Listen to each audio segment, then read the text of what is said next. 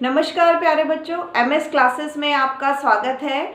आज हिंदी की कक्षा में हम संधि और संधि विच्छेद के बारे में पढ़ेंगे कि संधि क्या होती है। तो संधि दो शब्दों से मिलकर बनी है, सम प्लस धी। संधि दो शब्दों से मिलकर बनी है। कौन से शब्द? सम प्लस धी, जिसका अर्थ है मिलना। तो संधि का अर्थ होता है मिलना। तो संधि की परिभाषा होगी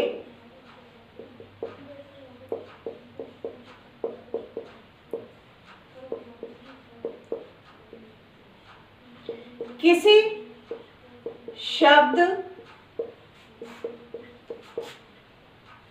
में पहले शब्द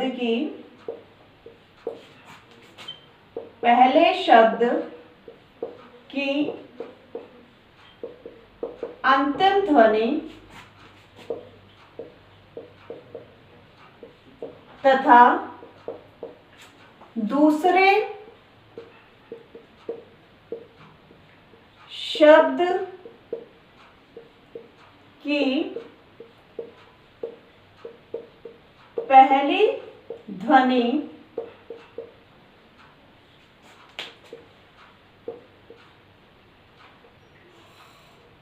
के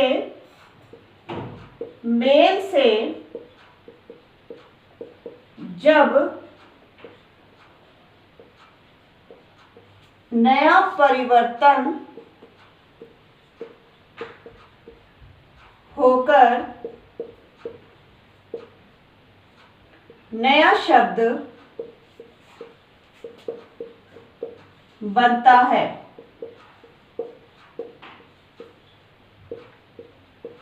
तो उसे हम संधि कहते हैं।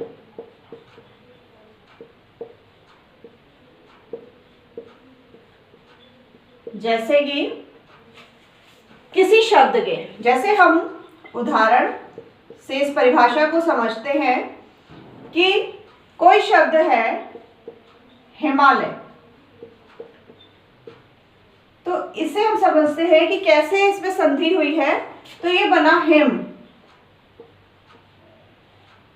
जमा आले से। जब पहले शब्द की अंतिम ध्वनि, क्या है अंतिम ध्वनि? इसमें म बना है, म आपको पता है स्वर इसमें जुड़ा होता है, अ स्वर जुड़ा हुआ है और आ।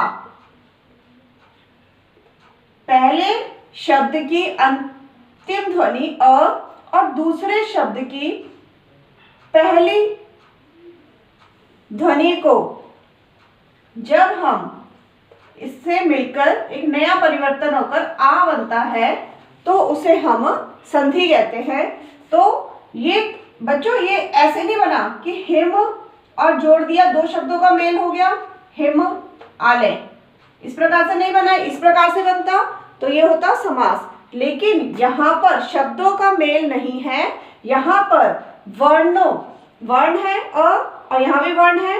वर्ण पहले शब्द का अंतिम वर्ण, आप वर्ण भी ले सकते हैं और ध्वनि भी बोल सकते हैं।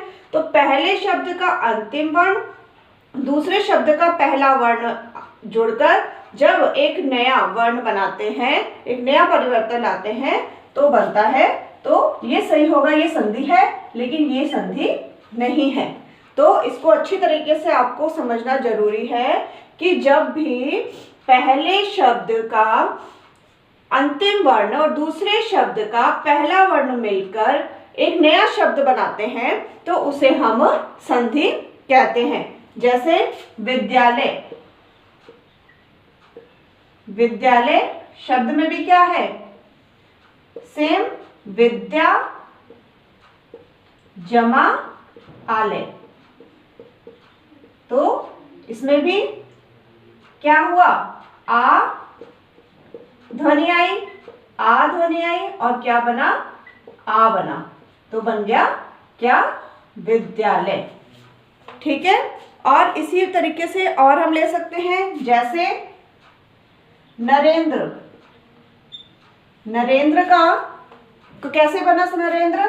नर जमा इंद्र। अब इसमें क्या ध्वनि है? नर में अ और ई। क्या ध्वनि है? अ और ई। तो क्या बना? क्या ध्वनि बनी? ए। जब ऐसी ध्वनि बनती है तो हम उसे क्या कहते हैं?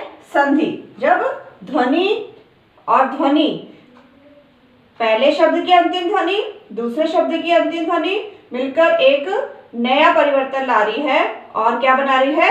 नरेंद्र। तो इस प्रकार हम इसे क्या कहते हैं? संधि। तो संधि आपको अच्छी तरह समझ में आ गई है कि क्या होती है? पहले शब्द की अंतिम ध्वनि और दूसरे शब्द की पहली ध्वनि मिलकर एक नया परिवर्तन लाके नया शब्द बनाती है, तो उसे हम संधि कहते हैं। तो संधि हो गई। अब संधि विच्छेद। कि संधि विच्छेद क्या होता है? संधि विच्छेद आप आसानी से समझ जाओगे। संधि जब मेल हुआ तो संधि, और संधि विच्छेद, संधि विच्छेद। विच्छेद मतलब, संधि मतलब मिलना और विच्छेद हो गया। अब तो विच्छेद मतलब होता है अलग होना। क्या होता है? विच्छेद का अर्थ होता है, विच्छेद का अर्थ होता है अलग होना। अब उनको क्या करना है? हमने अलग करना है। तो संधि किए गए शब्दों को, संधि किए गए शब्दों को, संधि किए गए शब्दों को अलग अलग करके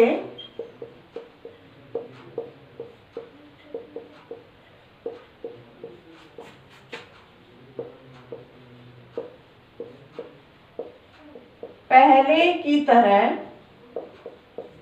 अलग अलग करके पहले की तरह करना ही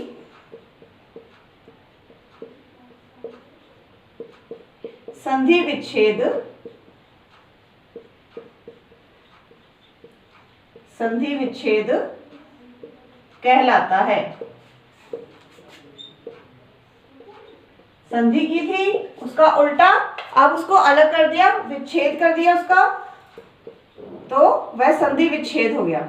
जैसे हमने लिया था हिमालय, तो हिमालय की विच्छेद करना है, संधि विच्छेद। ये तो संधि करके लिखा हुआ है, तो उसको विच्छेद करके कहेंगे हेम जमा आलय।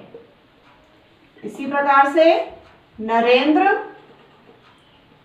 का संधि विच्छेद नर जमा इंद्र। धर्मात्मा का संधि विच्छेद धर्म जमा आत्मा।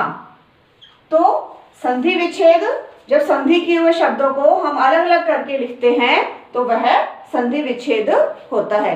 तो आज की कक्षा में बच्चों आपको संधि और संधि विच्छेद समझाया। तो संधि मिलना, मेल करना, दो शब्द जब मिलकर एक शब्द नहीं मिलते हैं, इसमें जब पहले शब्द का अंतिम वर्ण और दूसरे शब्द का प्रथम वर्ण मिलकर एक नए शब्द की रचना करते हैं तो उसे हम क्या कहते हैं? संधि कहते हैं। और जब संधि किए हुए शब्दों को अलग अलग करके पहले की तरह लिखा जाता है तो उसे हम संधि विच्छेद कहते हैं। तो आज आपको संधि और संधि विच्छेद समझ में आ गया होगा। अब अगली कक्षा में हम इसका संधि के कितने भेद होते हैं उसके प्रकार को अब समझेंगे। एक एक करके हम इसके बारे में पढ़ेंगे, क्योंकि यह एक विस्तृत विषय है। कुछ इसको समझने के लिए कुछ समय चाहिए, तो इसको एक एक स्टेप बाय स्टेप हम संधि के बारे में पढ़ेंगे। धन्यवाद।